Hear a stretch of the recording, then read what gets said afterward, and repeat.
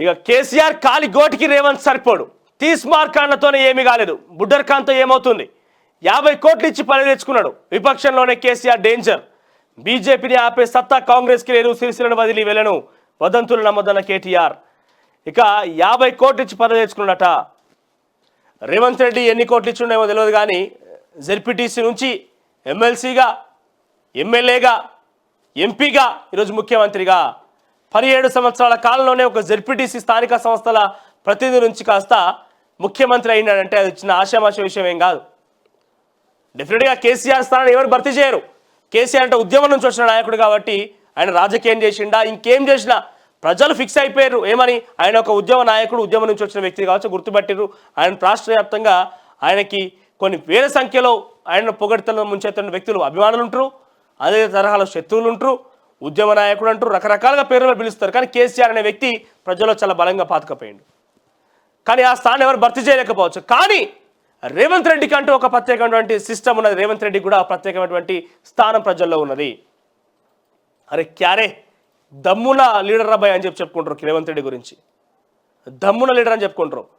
BRS party 88 స్థానాల నుంచి 105, 103 స్థానాల నుంచి ఏకంగా 39కి పరిమితం అయితే కాంగ్రెస్ పార్టీ 5 స్థానాల నుంచి 65 స్థానాలు గెలవగలిగింది. దమ్మున లీడర్ కాదా రేవంత్ రెడ్డి? కదా. సో కేసీఆర్ స్థానం కేసీఆర్దే, రేవంత్ రెడ్డి స్థానం రేవంత్ రెడ్డిదే. రేవంత్ రెడ్డికి ప్రత్యేక గుర్తింపున్నది, ప్రజల్లో గుర్తింపున్నది. నేను మొన్న చూస్తే ఒక పాప పాట పాడుతున్నది రేవంత్ రెడ్డి కోసం.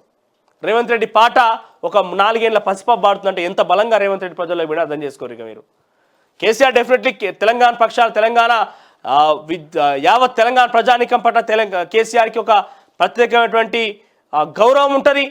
అదేవిధంగా ప్రజలు కూడా ఆయన గుర్తిస్తారు. కానీ రేవంత్ రెడ్డి స్థానం వేరు. రేవంత్ రెడ్డి దమ్మున లీడరా, మాస్ లీడర్ అని చెప్పి పేరు ఉందిండు. అయితే కాలి గోటికి సరిపోడు, లేకపోతే చేతి గోటికి సరిపోడు.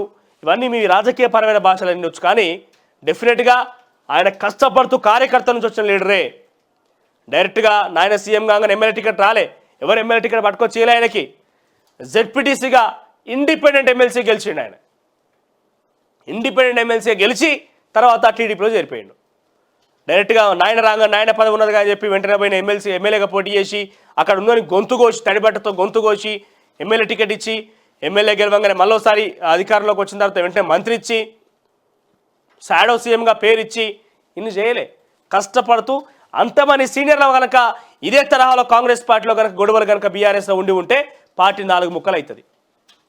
కానీ కాంగ్రెస్ పార్టీలో అన్ని గొడవల నుంచి తట్టుకొని ఈరోజు ముఖ్యమంత్రి అయిన రేవంత్ రెడ్డి అంటే ఆయన లీడర్ ఏంది, ఆయన స్టేచర్ ఏంది, మీ స్టేచర్ ఏంది మీకు అర్థం కావాలి. ఇక ఇక్కడ ఒంటెద్దు పోకడా. కేసీఆర్ ఏం చెప్తే అదే నమ్మాలి, కేటీఆర్ ఏం చెప్తే అదే నమ్మాలి, అదే ముందుకు పోవాలి, ఆదేశకాలే ప్రయత్నం చేయాలి. ఇక్కడ రేవంత్ రెడ్డి చెప్తే పూర్తిగా అంత సాగే అవకాశం ఉంటుంది పార్టీలో. ఒక్కొక్క డెమోక్రసీ యొక్క కారణంగా ఒక్కొక్కటి మాట్లాడుతూ ఉంటారు. సో ఈ నేపథ్యంలో ఇటువంటి అంశాల్లో కష్టపడ్డ వ్యక్తి ఈయనడా, లేకుంటే మేనేజ్మెంట్ కోటలో వచ్చింది? లేదు, తండ్రి సీఎంగా ఉన్నారు కానీ చెప్పి నేరుగా వచ్చి మంత్రి పదవి తీసుకొని షాడో సీఎంగా వరించింది ఈయన. Management quota. మేనేజ్మెంట్ కోట ఎవరిది? లేదు, ఎగ్జామ్ రాసి దాంట్లో క్వాలిఫై అయిపోయి కౌన్సిలింగ్ ద్వారా అడ్మిషన్ తీసుకున్నది ఎవరు? అందరికీ ప్రజలు మొత్తం కూడా తెలిసి ఏంది అన్నది. ముందుగా ఈ మాటలు బంద్ చేసి సొంత నియోజకవర్గాల్లో మున్సిపాలిటీ పోతుంది, చేజిక్కిపోతుంది, ఇక చేజారిపోతున్నది. ఆ నియోజకవర్గంలో మున్సిపాలిటీని కాపాడుకోరు ఫస్ట్ ఇవన్నీ బంద్ చేసి. అబ్బా ఎన్ని స్టంట్లు నాయన. ఆటోలో పోతున్నాడు, కార్లో పోతున్నాడు. ఆటోలో కూడా నేను చూస్తే ఫోటోలో ముందు పక్కన గోప్రో కెమెరా దానికి పెట్టిండు. దేనికి?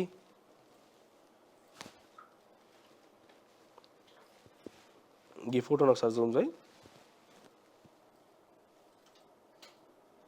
ఇంకా జూమ్ చేసుకో. ఇక ఇక్కడ సర్కిల్ చేసిన దాంట్లో చూస్తే కెమెరా ఉన్నది. ఆడ ఉన్న పలంగా ఆటో కనిపిస్తే ఆటో ఎక్కితే కెమెరా ఫిక్స్ చేస్తారు.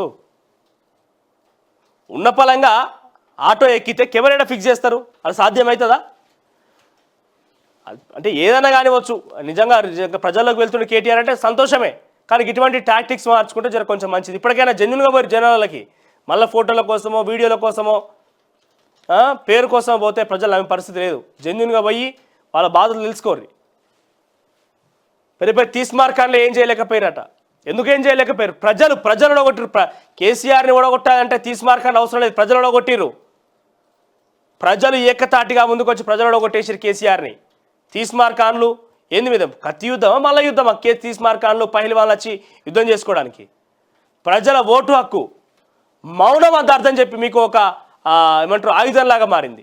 ప్రజల మౌనమే ఒక ఆయుధంలాగా మారి ఒక బల్లెంలాగా మారి మిమ్మల్ని మట్టు పెట్టింది ఈ ఎన్నికలలో.